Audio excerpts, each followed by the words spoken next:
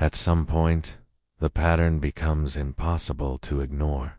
Different person, different name, different context, same dynamic, same ending, same feeling in the aftermath. It's that specific combination of exhaustion and recognition that arrives when you realize you have been here before.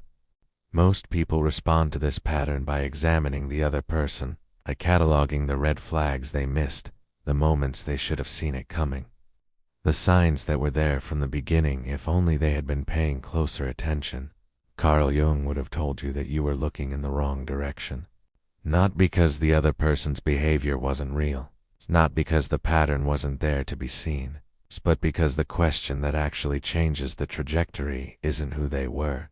It's why them. It's why that specific architecture of person, again and again, in different faces and different circumstances, is producing the same fundamental experience. Jung's answer lived in the shadow. And it is one of the most uncomfortable, most precise, most liberating pieces of psychological understanding ever articulated. Jung proposed that the human psyche is not a unified whole. It is a negotiation, a constant, largely unconscious management of the parts of ourselves we have accepted and the parts we have not. The shadow is everything we have disowned. Not just the darkness, the rage, the envy, the capacity for cruelty that civilization requires us to suppress, but also the light, the ambition we were told was arrogance, the desire we were told was selfishness, the power we were told was dangerous, the needs we learned to be ashamed of before we were old enough to evaluate whether that shame was earned. The shadow is not evil. It is simply everything that was exiled from the self-image, everything that didn't fit the version of ourselves we constructed in response to what the people around us needed us to be. And here is the mechanism that makes this relevant to the pattern of repeated manipulation. The shadow does not disappear when it is disowned. It goes underground.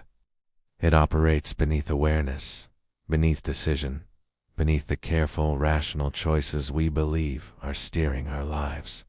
It speaks through attraction. It's through the specific pull we feel toward specific people.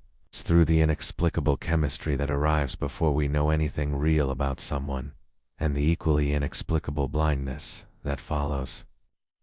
When you consistently attract the same type of manipulator, Jung's framework points to something precise and uncomfortable.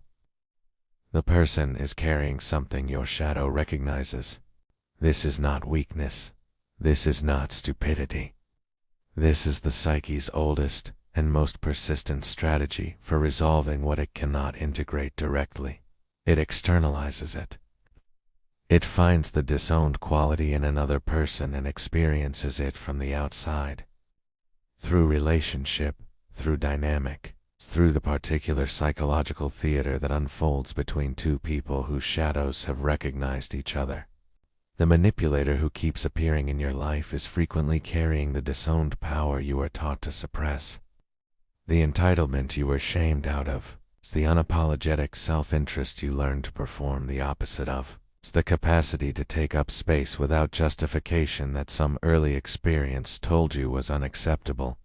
You are not attracted to them despite these qualities. On some level, beneath awareness, beneath the rational self that knows better, you are drawn to them because of these qualities. It's because something in you is trying to resolve what was exiled by getting close to it, by understanding it, by perhaps absorbing it. This is Jung's shadow dynamic in its most recognizable form, and it runs in virtually every repetitive relational pattern without a single person involved ever being conscious of the mechanism. There is a wound underneath every repetitive pattern. Jung was precise about this. The shadow is not randomly assembled.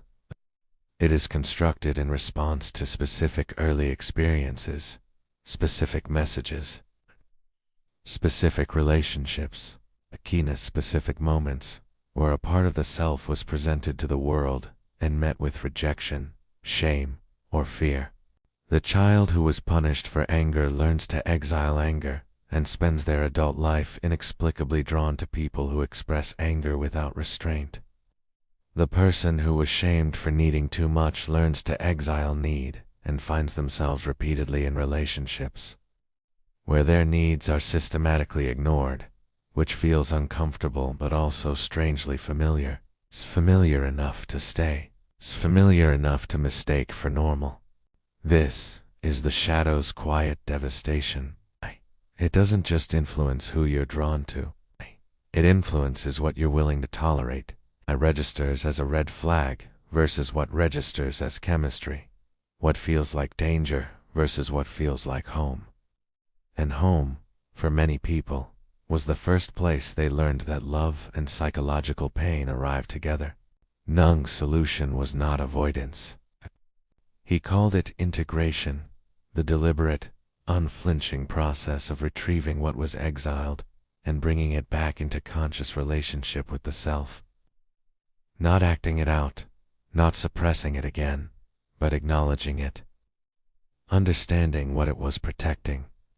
Recognizing the early logic of its exile, and then deciding, from an adult position, whether that logic still holds. When the shadow is integrated, its compulsive force diminishes. It's the unconscious need to externalize it, to find it in another person, and orbit it from a safe psychological distance, loses its urgency. This does not mean you become immune to manipulation. It means the specific architecture of person that your shadow was magnetized towards stops feeling like inevitability. The pattern doesn't end because you become more vigilant. It ends because you become more whole. The manipulator who kept finding you was never the problem to be solved. They were the symptom, the signal, the shadow's way of pointing at something unfinished inside the self, something that had been waiting, with considerable patience, for you to finally turn around and look at it directly. You are looking now. That is where it ends.